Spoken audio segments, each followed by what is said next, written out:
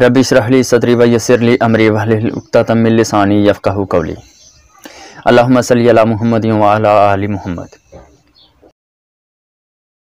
सोमवार दिन सुबह 10 बजे सब जिला गुजरात ने जेड़े गैरत वाले ने जेड़े बेगैरत ने उन्होंने मैं नहीं आंदा जेड़े नबी पाक दी गैरत रखते ने अल्लाह ते अल्लाह दे रसूल दी कुरान दी सहाबा दी दाता साहब दी गौस पाक दी डीसी दफ्तर पहुंचने वाले पुरअमन तरीके नाल पहुंचे लातू के भूत बातू से नहीं मानते एदी गिरफ्तारी मस्ट है इनू फांसी चढ़ाया जाए गुस्ताखी रसूल दा पर्चा करो एदे तो सानी। ये एक छोटी सी वीडियो है और इस वीडियो के 3 हिस्से हैं, यानी कि इस छोटी सी वीडियो में 3 बातें हैं जिसमें मौलाना साहब फरमा रहे हैं कि पहली बात यह है कि इंजीनियर साहब के ख़िलाफ़ पर्चा होना चाहिए। दूसरी बात यह है कि इंजीनियर साहब जो हैं वो गुस्ताखे रसूल हैं। और तीसरी बात मौलाना साहब ने ये फरमाई है कि जो गैरतमंद हैं वो इंजीनियर साहब के ख़िलाफ़ खड़े हो जाएं। इन तीनों बातों में से मैं सबसे पहले जिस बात की वजाहत करना चाहता हूँ वो ये है कि अगर कोई इंसान गुस्ताखे रसूल है तो उसकी क्या सज़ा होनी चाहिए। अगर कोई इंसान पूरी दुनिया में गुस्ताखे रसूल है तो उसकी सज़ा ये होनी चाहिए कि उसको सरेआम फांसी दी जाए, उसके जिस्म को जला दिया जाए और उसके राह को गंदे पानी में बहा दिया जाए। ये सज़ा होनी चाहिए गुस्ताखे रसूल की। लेकिन अगर कोई इंसान आशिक़ रसूल है और कोई उसको गुस्ताखे रसूल बनाने की कोशिश करता है झूठ के साथ और झूठ बोलता है कि ये इंसान गुस्ताखे रसूल है जबकि वो इंसान आशिक़ रसूल हो, तो फिर ऐसे लोगों के लिए मैं सिर्फ इतना ही कहूँगा कि लानतुल्लाह अलल काज़िबीन, झूठों पर अल्लाह ताला की लानत, कि जो एक आशिक़ रसूल को गुस्ताखे रसूल सिर्फ इसलिए बना रहे हैं कि वो उनके फ़िरके को ख़त्म कर रहा है, वो लोगों को कुरान और हदीस की तालीम देता है और लोगों को बुज़ुर्ग परस्ती से, कब्र परस्ती से रोक कर कुरान और हदीस की तरफ लेकर आता है, सिर्फ इसलिए उस पर ये इस तरह के झूठे इल्ज़ाम लगाते हो कि वो गुस्ताखे रसूल है जबकि वो आशिक़ रसूल है। तो ऐसे झूठों के लिए मैं यही कहूँगा कि लानतुल्लाह अलल काज़िबीन, झूठों पर अल्लाह ताला की लानत। और इस वीडियो में दूसरी बात यह है कि जो गैरतमंद हैं वो इंजीनियर साहब के ख़िलाफ़ खड़े हो जाएं। तो मेरा इन फ़िरका परस्तों से सिर्फ़ एक सवाल है कि जब ये लोग मिंबर रसूल पर बैठकर झूठी बातें बयान करते हैं, झूठ बोलते हैं, उस वक़्त इन लोगों की गैरत कहाँ होती है। जब ये लोग कोई भी झूठी बात बयान कर कर कह देते हैं कि ये हुज़ूर पाक सल्लल्लाहु अलैहि वसल्लम की हदीस है जबकि वो हदीस की किसी किताब में नहीं लिखी होती, उस वक़्त इन लोगों की गैरत कहाँ होती है। जब ये लोग मिंबर रसूल पर बैठकर कलमा गो दूसरे फ़िरके के मुसलमानों को काफिर कहते हैं, उस वक़्त इन लोगों की गैरत कहाँ होती है।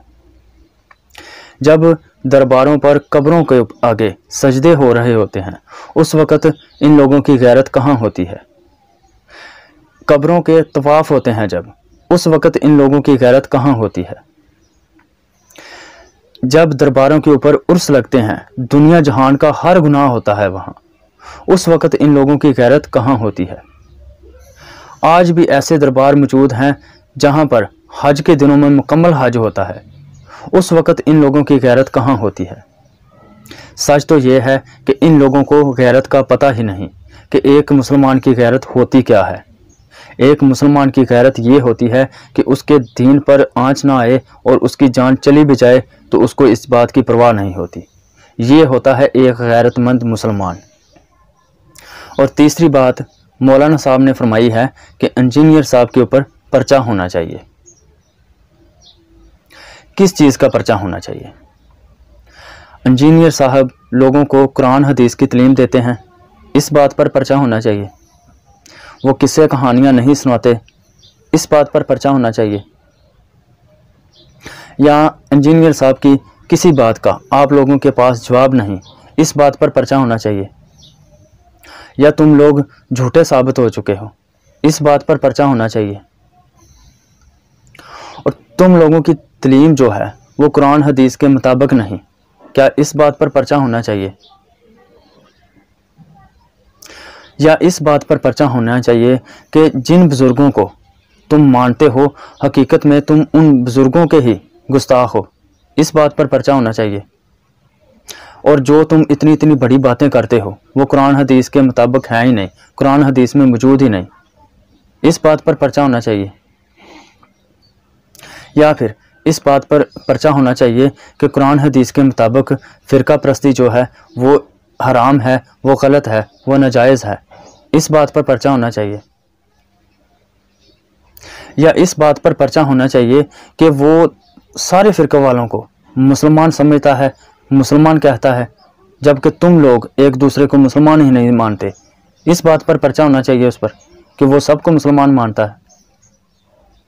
فرقہ پرستوں کی حالت تو یہ ہے کہ فرقہ پرستوں کے کسی عالم سے بات کر لو یا کسی عام انسان سے بات کر لو، سب کی وہی رٹی رٹائی باتیں ہیں، کسی عالم سے بات کرو تو وہ بھی وہی باتیں کرتا ہے، کسی عام انسان سے بات کرو تو وہ بھی وہی باتیں کرتا ہے۔ فرقہ پرستوں کے پاس تو ٹوٹل تعلیم ہے یہ، تو کیا اس بات پر پرچہ ہونا چاہیے؟ اور اگر ان ساری باتوں کی وجہ سے تم لوگ کہتے ہو کہ انجینئر صاحب کے اوپر پرچہ ہونا چاہیے، تو پھر ان ساری باتوں کی وجہ سے فرقہ پرستوں کو چاہیے کہ وہ ڈوب کر مر جائیں، کیونکہ فرقہ پرستوں کی جو تعلیم ہے وہ نہ تو قرآن کے مطابق ہے اور نہ حدیث کے مطابق ہے، تو پھر تم لوگ کون سے مسلمان ہو؟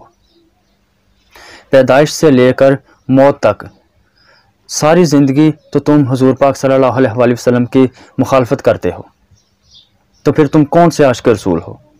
اور دعویٰ کرتے ہو تم لوگ کہ ہم عاشق رسول ہیں، جبکہ ساری زندگی حضور پاک صلی اللہ علیہ وآلہ وسلم کی مخالفت کرتے ہو۔